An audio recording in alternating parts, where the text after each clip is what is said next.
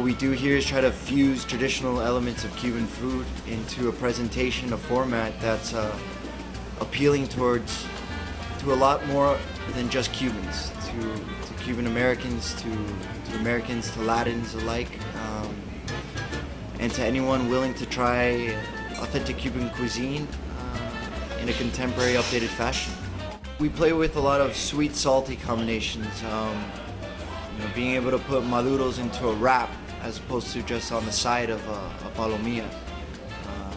We have dishes here with a local fish that you can catch, mahi dolphin, with maduros inside of it. We do guava barbecue pulled pork, guavasaki. A lot of greens, a lot of fresh mixed herbs, a lot of cabbages, mango papaya salsa. So all of these elements are fused with their traditional Cuban ingredients, whether it be lechon asado or ropa vieja, picadillo. All of these elements are based in traditional Cuban recipes, but we put a bit of a spin on it, whether we put picadillo into a wrap or whether we put it into a sandwich and call it a sloppy joe. We just try to have as much fun with these things as possible. Basically, we enjoy their food, the atmosphere. I think he's created a very nice atmosphere here where people can come and do their internet, they can have lunch, they can have meetings here. Sort of like a Starbucks on steroids with a restaurant, basically. OYE means hey, it means listen. It means I have something to say. Organization of Young Entrepreneurs is the acronym for that. OYE can encompass something that I envision as a brand. And a brand to me is not something that people buy, not a product that they buy, but a culture that they become accustomed with, a culture that they assimilate into their own lives, a lifestyle. So the Organization of Young Entrepreneurs allows us to voice that brand and to expose that brand into formats that can really launch us, whether it be fundraisers or foundations or nonprofit organizations that we get involved in.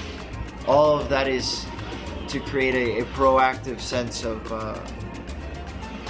wanting towards creating businesses